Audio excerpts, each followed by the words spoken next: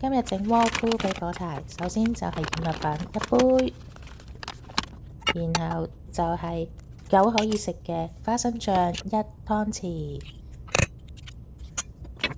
跟住就係椰子油2湯匙，1隻雞蛋，半杯水，攪勻佢。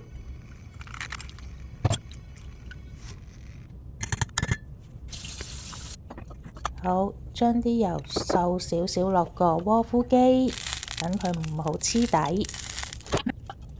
預熱，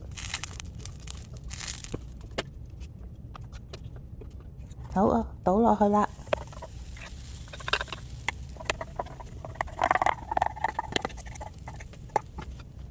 等啲燈着燈就可以完成㗎啦，搞掂。等等，食得啦！呢個窩夫餅呢，我同火柴1人1半，1人2塊，食晒啦。